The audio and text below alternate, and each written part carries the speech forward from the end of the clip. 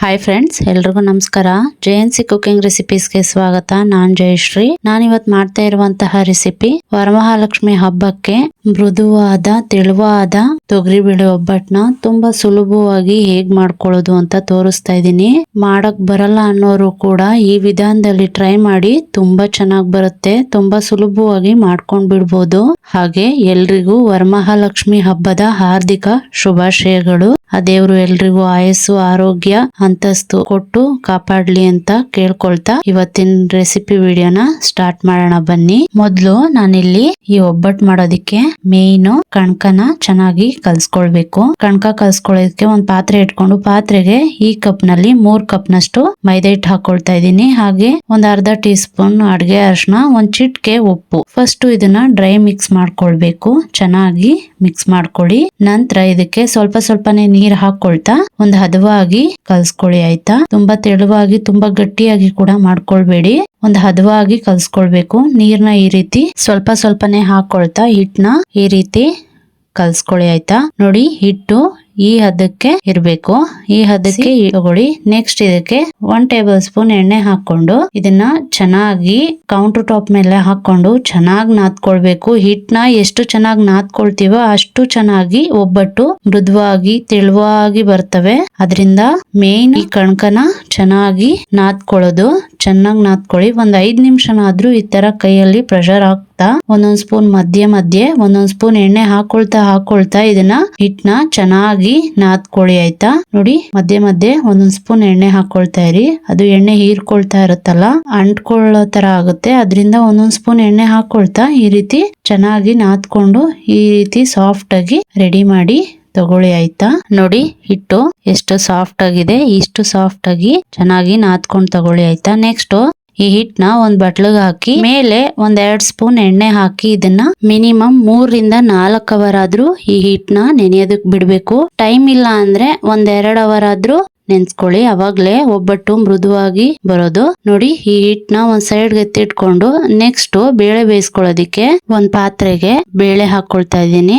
ಮೈದಾ ಹಿಟ್ಟು ಯಾವ ಕಪ್ ಅಲ್ಲಿ ತಗೊಂಡಿದ್ನೋ ಅದೇ ಕಪ್ ಅಳತೆಯಲ್ಲಿ 2 ಕಪ್ ನಷ್ಟು ತೊಗರಿ ಬೇಳೆ ಹಾಕೊಳ್ತಾ ಇದ್ದೀನಿ. ಈ ಬೇಳೆನ ಚೆನ್ನಾಗಿ ವಾಶ್ ಮಾಡ್ಕೊಳ್ಬೇಕು. ಇವಾಗ ಬೇಳೆನ ಒಂದ್ 2 ಸಲ ವಾಶ್ ಮಾಡಿ ತಗೊಂಡಿದ್ದೀನಿ. ನೆಕ್ಸ್ಟ್ ಇದಕ್ಕೆ 1.5 ಲೀಟರ್ ಅಷ್ಟು ನೀರು ಹಾಕೊಳ್ತಾ ಇದ್ದೀನಿ. ಹಾಗೆ ಒಂದ್ ಅರ್ಧ ಟೀ ಸ್ಪೂನ್ ಎಣ್ಣೆ ಹಾಕೊಳ್ಳೋದ್ರಿಂದ ಬೇಳೆ ಸಾಫ್ಟ್ ಆಗಿ ಬೇಗ ಬೇಯುತ್ತೆ ಅಂತ ಎಣ್ಣೆ ಹಾಕೊಂಡು ಒಂದ್ಸಲ ಚೆನ್ನಾಗಿ ಮಿಕ್ಸ್ ಮಾಡಿ ಸ್ಟವ್ ಹಚ್ಚಿ ಇದನ್ನ ಚೆನ್ನಾಗಿ ಸಾಫ್ಟ್ ಆಗೋವರೆಗೂ ಬೇಯಿಸ್ಕೊಳ್ಬೇಕು. ನೋಡಿ, ಈ ರೀತಿ ಬೇಳೆ ಮ್ಯಾಶ್ ಆಗೋವರೆಗೂ ಚೆನ್ನಾಗಿ ಬೇಳೆನ ಬೇಯಿಸ್ಕೊಳ್ಳಿ. ಇವಾಗ ಬೇಳೆ ಚೆನ್ನಾಗಿ ಬೆಂದಿದ್ದಾಗಿದೆ. ಇವಾಗ ಇದನ್ನ ಶೋಧಿಸ್ಕೊಳ್ತಾ ಇದ್ದೀನಿ. ನೀರೆಲ್ಲಾನು ಒಂದ್ ಕಡೆ ಶೋಧಿಸ್ಕೊಂಡು ತೆಗ್ದಿಟ್ಕೊಳ್ತಾ ಇದ್ದೀನಿ. ನೆಕ್ಸ್ಟ್ ಈ ನೀರಲ್ಲಿ ಒಬ್ಬಟ್ಟು ಸಾಂಬಾರ್ ಮಾಡೋದಕ್ಕೆ ಎತ್ತಿಟ್ಕೊಳ್ತಾ ಇದ್ದೀನಿ. ನೆಕ್ಸ್ಟ್ ಬೇಳೆ ಬೇಯಿಸ್ಕೊಂಡಿದ್ವಲ್ಲ ಅದೇ ಪಾತ್ರೆಗೆ ಶೋಧಿಸಿಟ್ಕೊಂಡಿರೋ ಬೇಳೆ ಹಾಗೆ 1 ಕಪ್ ರುಬ್ಕೊಳ್ಬೇಕು.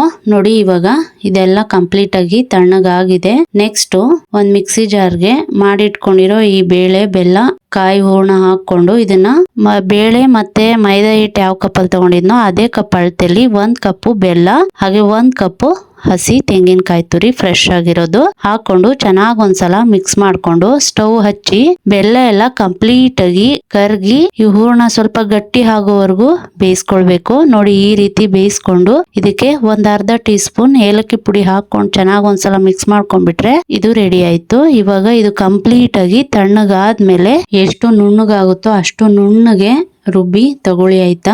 ಮಧ್ಯೆ ಬೇಳೆ ಸಿಗ್ಬಾರ್ದು. ಅದ್ರಿಂದ ಚೆನ್ನಾಗಿ ನುಣ್ಣಗೆ ಇದನ್ನ ಗ್ರೈಂಡ್ ಮಾಡಿ ತಗೊಳ್ಳಿ. ನೋಡಿ, ನಾನೆಲ್ಲಾನು ಇದೇ ತರ ನುಣ್ಣಗೆ ಗ್ರೈಂಡ್ ಮಾಡಿ ತಗೊಂಡಿದ್ದೀನಿ. ನೋಡಿ ಎಷ್ಟು ಚೆನ್ನಾಗಿ ಬಂದಿದೆ. ಈ ರೀತಿ ಉಂಡೆ ಆಗ್ಬೇಕು. ತೆಳುಗೂ ಆಗಿಲ್ಲ, ಗಟ್ಟಿಗೂ ಆಗಿಲ್ಲ, ಪರ್ಫೆಕ್ಟ್ ಆಗಿ ಬಂದಿದೆ. ನಾನ್ ಹೇಳಿರೋ ಅಳತೆಯಲ್ಲಿ ಖಂಡಿತ ಮಾಡಿ, ಪರ್ಫೆಕ್ಟ್ ಆಗಿ ಬರುತ್ತೆ. ನೋಡಿ, ಈ ಕಡೆ ಕಣ್ಕನು ಚೆನ್ನಾಗಿ ಸಾಫ್ಟ್ ಆಗಿ ನೆಂದು ರೆಡಿ ಆಗಿದೆ. ಇವಾಗ ರೆಡಿ ಮಾಡಿ ಇಟ್ಕೊಂಡಿರೋ ಹೂರ್ಣನ ಈ ರೀತಿ ಈ ಸೈಜ್ ಅಲ್ಲಿ ಉಂಡೆ ಮಾಡಿ ತಗೊಂಡಿದ್ದೀನಿ. ನಿಮ್ಗೆ ಯಾವ ಸೈಜ್ ಬೇಕೋ ಆ ಸೈಜ್ಗೆ ಉಂಡೆ ಮಾಡಿ ತಗೊಳ್ಳಿ. ಆಯ್ತಾ? ಇದನ್ನ ರೆಡಿ ಮಾಡಿ ಇಟ್ಕೊಂಡಿದ ನಂತರ ಈ ಕಡೆ ಒಂದ್ ಪ್ಲಾಸ್ಟಿಕ್ ಕವರ್ ತಗೊಂಡಿದ್ದೀನಿ. ಕವರ್ ಅಥವಾ ಬಾಳೆ ಎಲೆ ಅಥವಾ ಬಟರ್ ಪೇಪರ್ ಬರುತ್ತಲ್ಲ ಅದ್ರ ಮೇಲೂ ಕೂಡ ತಟ್ಕೊಳ್ಬಹುದು.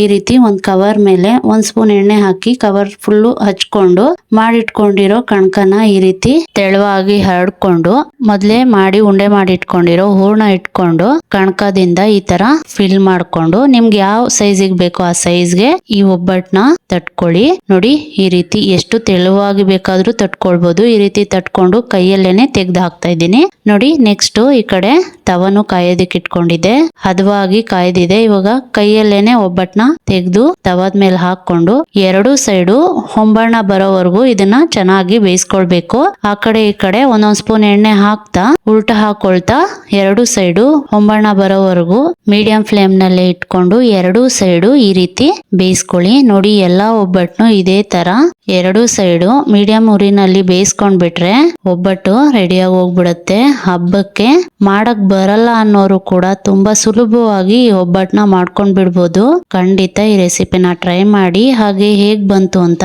ಕಮೆಂಟ್ ಮಾಡಿ ತಿಳಿಸಿ ಆಯ್ತಾ.